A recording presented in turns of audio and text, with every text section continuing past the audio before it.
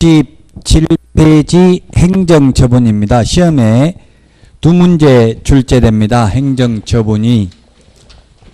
그래서 행정처분의 가장 강력한 행정처분이 자격 취소고요. 그 다음에 자격 정지가 있고요. 그 다음에 중개사무소 개설 등록 취소가 있고, 그 다음에 업무정지가 있고, 거래정보사업자 지정 취소가 있습니다. 처분권자인데 자격 취소의 경우에는 교부한 시도지사입니다. 교부한 시도지사, 사무소 관할 시도지사가 아니라 자격 정지도 교부한, 자격증을 교부한 시도지사입니다.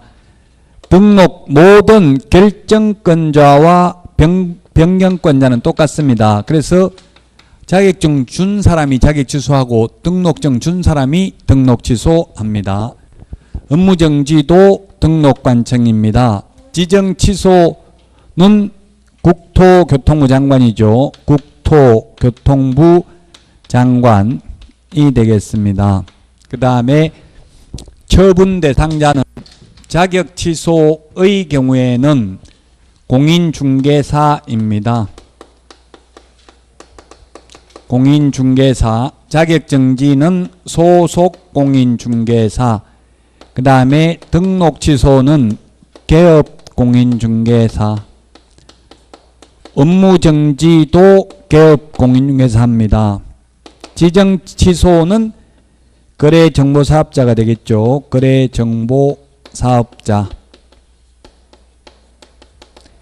청문, 들을 청, 들을 문, 듣는 게 청문인데 청문은 취소 3개만 청문을 합니다. 취소 3개만. 그러면 자격정지와 업무정지는 청문은 하지 않고요. 다만 공인중개사법이 아니라 행정절차법에 의해서 의견 진술기회는 부여해야 됩니다. 업무정지와 자격정지의 경우 행정절차법에 보면 국민들에게 부담적 행정행위를 하고자 하는 경우에는 공청회 또는 청문, 의견 진술기회 셋 중에 하나는 부여해야 됩니다. 그래서 공법에서는 공청회를 주로 하죠. 불특정 다수에게 부담이 되는 행정행위는 공청회를 해야 되고요. 우리는 불특정 다수가 아니고 다 특정인에게만 피해가 가는 거니까 공청회는 없습니다. 공인중개사법에는. 보고도 오직 하나밖에 없습니다. 자격 취소만 5일 이내 국토교통부 장관에게 보고를 하고 나머지는 보고 규정이 없습니다. 그 다음에 다른 시도의사에게, 다른 시도지사에게 통지하는 것은 자격 취소밖에 없습니다. 왜냐하면 다른 시도에 가서 시험 볼까봐 자격 취소되면 3년 동안 시험 볼 수 없죠. 그래서 시험 못 보게 하려고 다른 시도의사에게도 자격 취소했다는 걸 알려줘야 된다고요. 왜냐하면 시도별로 이론적으로 보면 시도의사가 시험을 시행하잖아요. 그럼 시도별로도 그 자격증을 시도별로 내주니까 다른 시도의사한테 알려줘야 됩니다. 그 다음에 나머지는 통지 없습니다. 반납은 취소만 반납합니다. 자격 취소, 등록 취소. 그럼 지정 취소도 취소니까 반납해야 되는데 지정 취소는 반납 규정이 없어요. 다만 매수 신청 대리인 등록 취소되면 아까 반납해야 된다 했죠. 지방법원장에게 7일 이내에. 나머지 정지는 반납 규정이 없습니다. 제척기간은 업무정지만 3년이 있습니다. 제척기간이라는 것은 업무정지의 경우 그 사유가 발생한 날로부터 3년이 지난 때에는 업무정지 처분을 할 수 없다.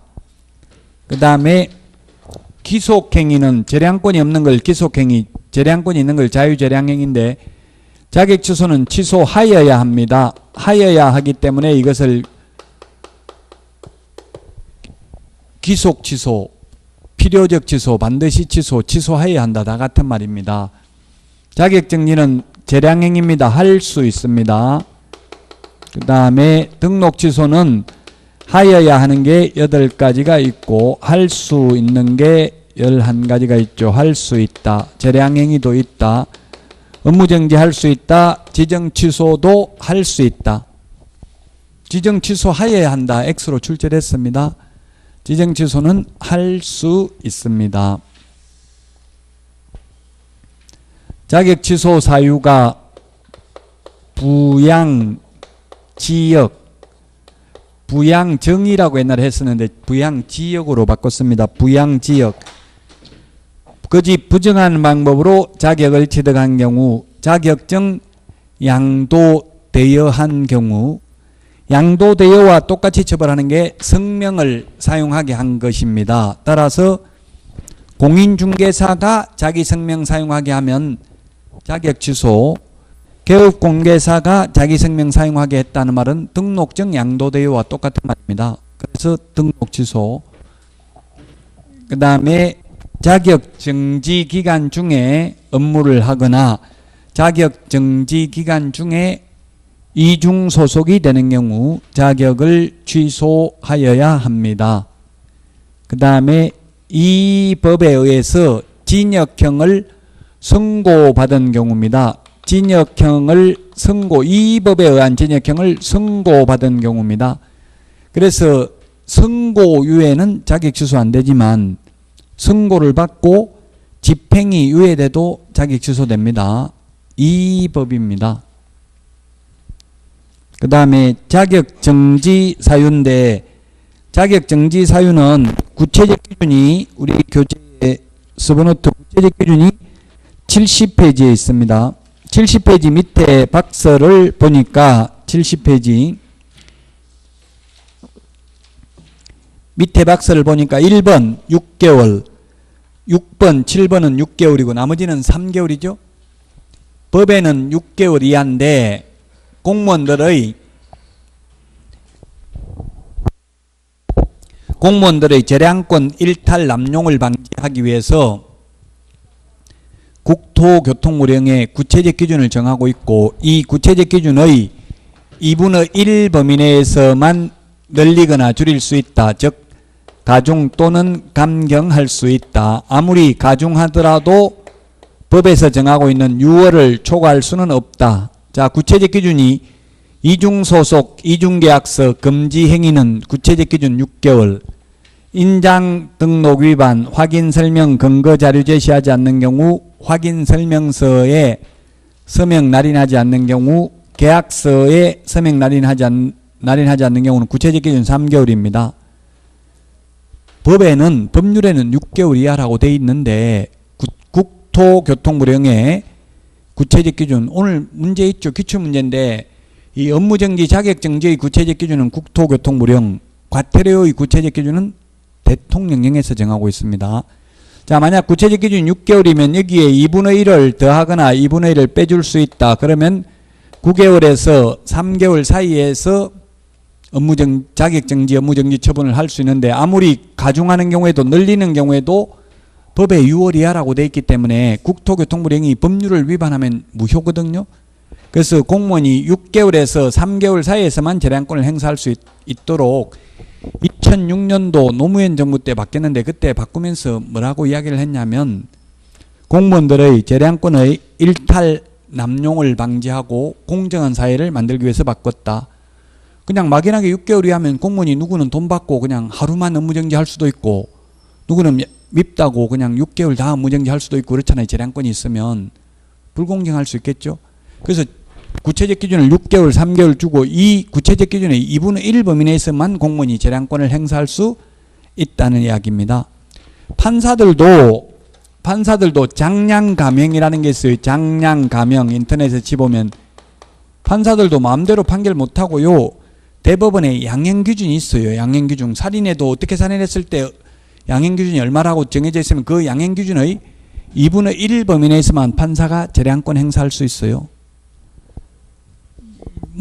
유죄를 인정하면서 판사 마음대로 그냥 형을 깎아줄 수는 없다는 이야기예요. 그 판사도 2분의 1만 재량권이 있으니까 우리 공무원들도 2분의 1만 재량권을 행사할 수 있도록 구체적 기준을 정하고 있다. 자격 정지에 대해서 봤고요. 그 다음에 등록 취소인데 67페이지 서브노트 요약집 같은 뜻입니다. 서브노트 맨 밑에 취소해야 된다 8가지가 있는데 취소해야 되는 사유 해부 결의 소양 없이.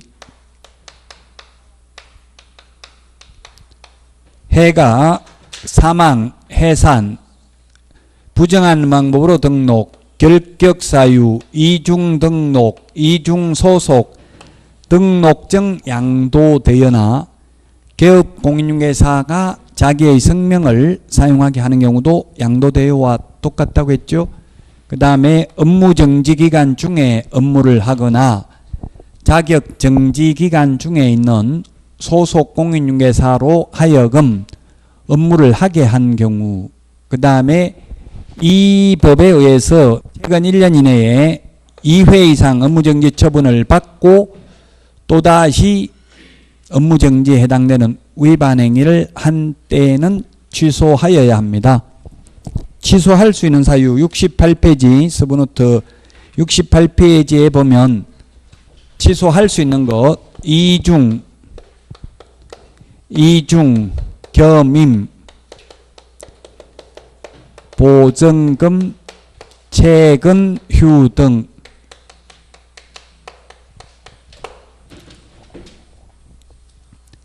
이중등록, 이중소속은 절대적 취소인데 이중사무소, 이중계약서는 상대적 취소, 임의적 취소, 취소할 수 있다. 다 같은 말이죠. 재량 취소 다 같은 말입니다.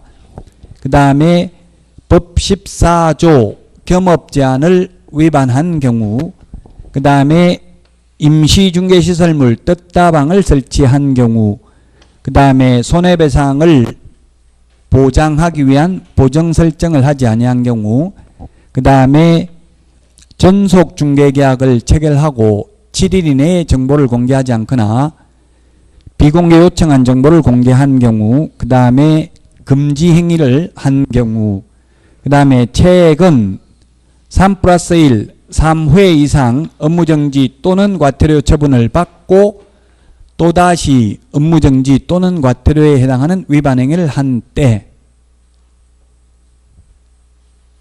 그 다음에 최근 2년 이내에 2번 이상 독점규제 및 공정거래법 위반으로 시정조치나 과징금을 받은 경우 6월 초과 무단휴업, 등록기준 미달이 되겠습니다. 등록기준 미달 취소할 수 있습니다. 그 다음에 68페이지 서브노트 맨 밑에 업무정지인데 업무정지 자격정지는 구체적 기준이 있죠. 우리 71페이지에 보니까 서브노트 구체적 기준이 1번, 4번은 6개월이고요. 그 다음에 72페이지 12번, 13번, 13의 2, 6개월이 3개가 더 있고요. 총 6개월이 5개. 13번 기타 등등이 1개월이죠. 그래서 우리 암기 프린트에는 20번에 있나요? 결정, 공일임, 확인, 계약. 시험에 이게 2문제 출제됩니다. 이 표에서 반드시 암기해야 됩니다. 계약, 인전, 업명기 가 있는데 앞에 5개 결정 공일임 구체적 기준 6개월, 나머지 9개가 3개월, 기타 등등이 1개월입니다. 기타 등등이 1개월이다. 결이 뭐냐면 결격 사유에 해당되는 고용인을 2개월 이내에 그 사유를 해소하지 않는 경우, 정보를 거짓으로 공개한 개업공개사, 정보를 거짓으로 공개한 거래정보사업자는 지정 취소와 함께 1년 이하의 징역이나 1,000만 원 이하의 벌금인데, 개업공개사는 업무정지 구체적 기준 6개월, 공정거래법 위반으로 시정조치나 과징금을 한 번이라도 받은 경우입니다. 독점규제 및 공정거래법 위반으로 최근 2년 이내에 2번 이상 시정조치나 과징금을 받으면 등록을 취소할 수 있습니다. 오늘 문제에 보면 절대적 취소 사유에 해당되지 않는 것은 해가지고 이게 답이죠. 오늘 문제에 독점규제 및 공정거래법 위반으로 최근 2년 이내에 시정조치나 과징금을 2번 이상 받은 경우 등록을 취소해야 된다. 그런 문제 없나요 오늘? 있죠. 그 암기해야 돼. 단순히 이거는 행정처분은. 자꾸 암기하라고 하니까 수험생 입장에서 보면 좀 이해되도록 설명 좀 해봐라. 맨날 암기하라고 하지 말고. 암기할 때 한두 가지냐 이렇게 하시는 분도 계시던데 2차 과목은 대체로 암기해야 돼요. 이거 행정처분은 왜 이게 2+2 이게 등록을 취소할 수 있냐, 이거는 뭐 논리적으로 설명이 안 돼요. 법조문에 그렇게 돼 있으니까. 형법도 마찬가지예요. 우리 형법 256조에 보면 살인을 한 자는 사형, 무기징역 또는 5년 이상 유기징역에 처한다. 왜 4년이 아니고 5년 이상이냐? 법조문에 있으니까 이렇게밖에 말 못해요. 제형 법정주의다. 그래서 이거는 최소한, 그래서 반드시 암기해야 되는 게 우리 이 행정처분 두 문제, 행정벌 즉 징역 벌금 여기서 두 문제, 그 다음에 계약서, 확인설명서, 필요적개사항, 전속중개계약 시 정보 공개해야 될 사항, 금융계약서 필요적개사항, 실거래가격 신고해야 될 사항, 여기에서 두 문제. 그럼 6문제가 나와요. 단순히 암기해야 되는 게. 물론 또 숫자 7일, 3년, 5년 이런 거 다 암기해야 되죠. 숫자를 어떻게 이해할 거냐고요. 무조건 암기해야죠. 암기할 거 2장밖에 안 되잖아요. 총 내드린 거. 다른 과목에 비해서 얼마 안 돼요. 그래서 조금씩 미리미리 나올 때마다 그 파트, 지금 이건 암기 프린트 20분에 있어요. 이거 업무정지. 그 파트를 한번 적어보면 기억에 오래 남아요. 공정거래법 위반으로 한 번이라도 시정조치나 과징금을 받은 경우, 그 다음에 최근 1년 이내에 2+1, 2회 이상 업무정지 또는 과태료 처분을 받고 또다시 업무정지 또는 과태료에 해당하는 위반 행위를 한 경우에 업무정지입니다. 업무정지. 그래서 지금 이게 2+1이 지금 3+1, 오늘도 인터넷에 보니까 다른 사이트에서 제가 다른 데 강의하는 데서 보니까 2+1은 절대적 취소고 이 3+1 하나 더 많으면 더 나쁜 놈인데 이거는 임의적 취소 이해 안 됩니다. 이해되게 설명 좀 해보시오. 이렇게 질문했더라고요. 그래서 우리 암기 프린트에 보면 그 1년이 44번에 보면 암기 프린트 44번에 12번, 암기 프린트 44번에 12, 13, 14, 15번, 그 다음에 그 밑에 별표 요 5개를 비교해야 돼요. 시험에 출제됐었습니다. 12번 2+1 업무정지 2번에 최근 1년 이내에 또다시 업무정지에 해당되면 절취. 44번에 12번에 그렇게 적어놨죠. 반드시 취소해야 된다는 뜻이고요. 15번에 2+1 이거는 똑같아요. 12번하고 똑같은데 뭐냐면 단지 매수 신청 대리의 경우에는 매수 신청 대리인의 경우에는 절취가 아니라 임취입니다. 취소할 수 있습니다. 최근 1년 이내에 2회 이상 매수신청 대리 업무정지 처분을 받고 또다시 매수신청 대리 업무정지에 해당되는 위반 행위를 하면 임의적 취소라고요. 이게 12번은 절대적 취소라고 돼 있는데 논리적으로 설명할 수 없죠. 똑같이 업무정지 2+1인데 법조문에 12번은 중개사무소는 절대적 취소인데 매수신청 대리의 경우는 임의적 취소라고 돼 있다고요. 법조문에. 그래서 2차 과목의 특징은 암기하는 게 공부하는 요령이 자꾸 비교해서 보셔야 돼요. 비교해서 암기하다 보면 나중에 고득점이 돼요. 그냥 하나만 딱 암기하면 또 쭉 섞어서 내버리면 다 틀리죠. 또 문제 풀어보면서 이 다른 분들이 이게 2장을 다 적어보는데 5시간 걸린대요. 그 1번부터 56번 처음부터 끝까지 적는 것보다 그냥 제가 볼 때는 어떤 파트가 나오면 그 파트 찾아서 그걸 한번 적어보고 이게 기억에 오래 남을 것 같아요. 저도 한 번도 이거 1번부터 56번까지 한 번도 한 번에 동시에 적어본 적은 없어요. 저는 이거 자료 만드는데 엄청나게 오래 걸린 거 20년 걸렸어요. 20년 강의 처음부터 하면서 이때까지 계속 조금씩 수정하면서 지금까지 오게 된 거라고요.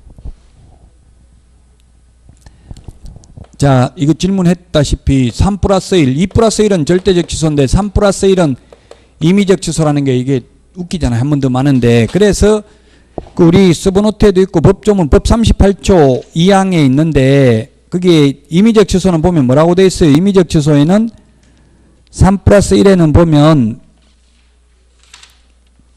임의적 취소 할 수 있는 사유는 보면은 거기 68페이지 맨 위에 동그라미 8번에 보면은 최근 1년 이내에 이 법에 의해서 3회 이상 업무정지 또는 과태료 처분을 받고 다시 업무정지 또는 과태료 처분에 해당하는 행위를 한 경우 해놓고 가로 안에 법제 38조 제1항 8호는 제외 이렇게 돼 있죠.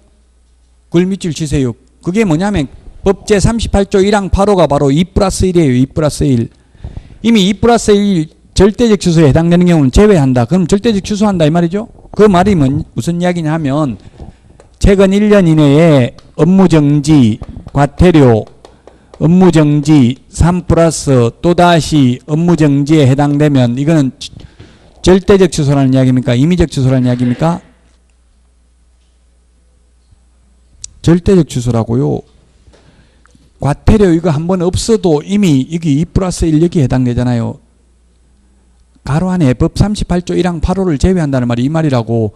이미 이거는 이거 없어도 2 플러스 1로서 절대적 취소니까 절대적 취소다 이 말이에요. 그런데 최근 1년 이내에 과태료, 업무정지, 과태료 플러스 업무정지 이런 3 플러스 1은 임의적 취소예요. 아니면 과태료만 3번 받고 과태료 3번 받고 또 과태료에 해당돼도 이건 임의적 취소예요. 3 플러스 1. 그래서 3 플러스 1에는 최소한 과태료가 반드시 2번 이상은 포함돼야 되고 과태료가 한 번밖에 포함 안 되면 이거 빼도 이미 절대적 취소 사유에 해당된다 이 말이에요. 기출문제 출제됐어. 이걸 고르는 문제가. 그 다음에 2 플러스 1 업무정지인데 이거는 업무정지. 앞에 2번은 업무정지나 과태료 아무거나 상관없어요. 근데 플러스 1은 반드시 과태료인 경우에는 업무정지 사유에 해당된다. 그 다음에 거기에 우리 44 암기 프린트 44번에 15번 밑에 그 별표에 보면 최근 2년 이내에 독점규제 및 공정거래법 위반으로 2번 이상 시정조치나 가정금을 받은 경우는 임의적 취소라고 되어 있죠. 그래서 오늘 문제에 절대적 취소 사유에 해당되지 않는 것 이게 답이잖아요. 임의적 취소죠.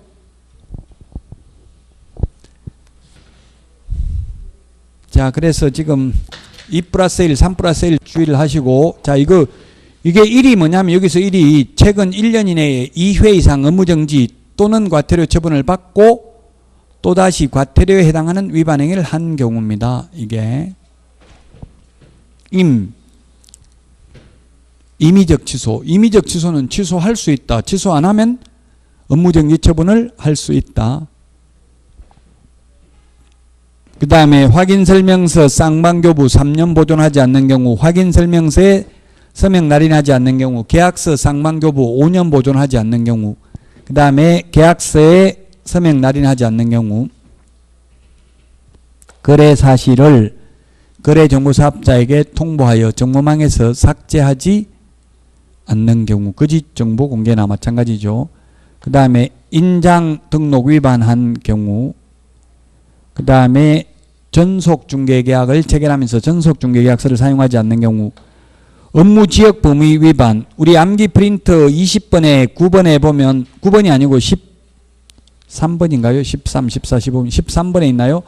암기 프린트 20번에 13번에 있어요. 업무지역 범위 위반. 거기에 가로하고 중개인이라고 적어놔요. 중개인. 즉 중개인만 업무지역이 있죠. 법인인 개업공개사나 공인중개사인 개업공개사는 업무지역 범위가 없잖아요.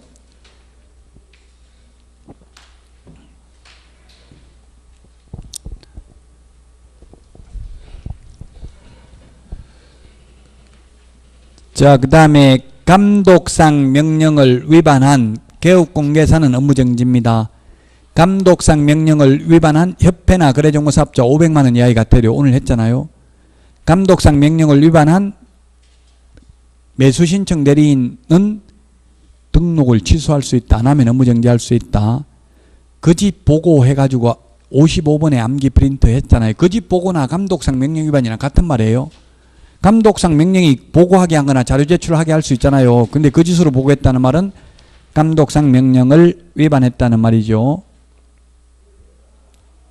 지정 취소 앞에서 했죠. 이거는 부운정 1회 지금 이게 파주에 운정지구가 요즘 뜨고 있는데 GTX역도 생기고 그러는데요. 부운정 1회 거짓 부정한 방법으로 지정받은 경우입니다. 지정만 취소할 수 있습니다. 우리 암기 프린트 55번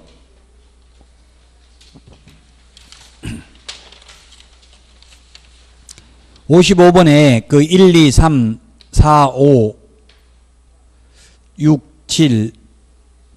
7까지 다 오늘 했는데요.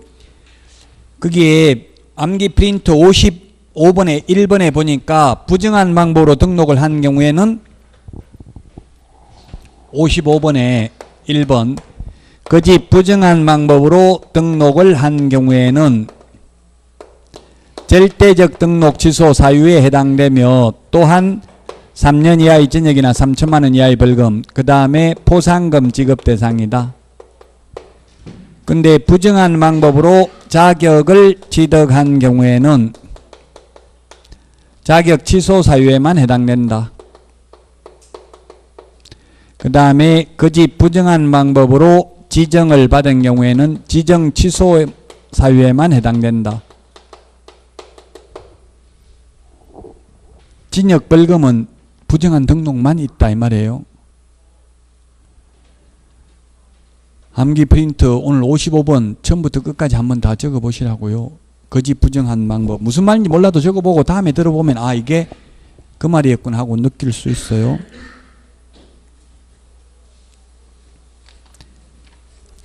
그 다음에 거짓 부정한 방법으로 지정받으면 그래서 지정만 취소될 수 있고요. 운영규정 위반하면 지정 취소 플러스 500만 원 이하의 과태료 받을 수 있고요. 거짓 부정한 방법으로 정보를 거짓 공개하면 지정 취소와 함께 1년 이하의 징역이나 1,000만 원 이하의 벌금에 처하며 지정받은 날로부터 1년 이내에 정보망을 설치 운영하지 않는 경우에도 지정을 취소할 수 있고요. 사망, 해산 등으로 정보망 설치 운영이 불가능한 경우에도 지정을 취소할 수 있습니다.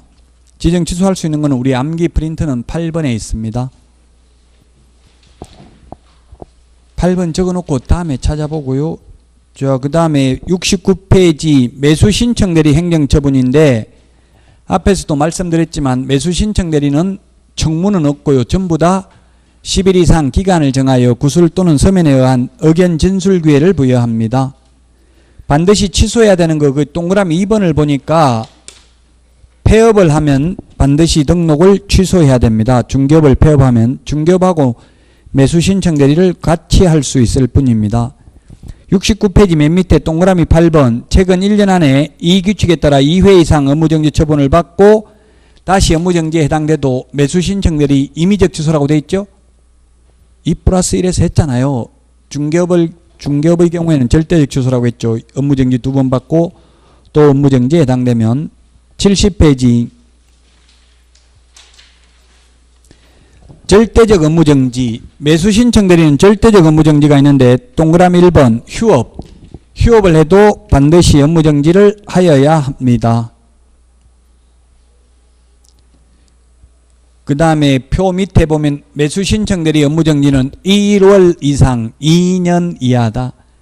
중개사무소 업무정지는 6월 이하죠. 그 다음에 71페이지 맨 위에 보면 이런 구체적 기준을 정해놓고 이 구체적 기준은 2분의 1 범위 내에서 위반 행위의 동기, 결과, 횟수를 참작하여 가중 또는 감경할 수 있다. 아무리 가중하더라도 법에서 정하고 있는 6월을 초과할 수는 없다.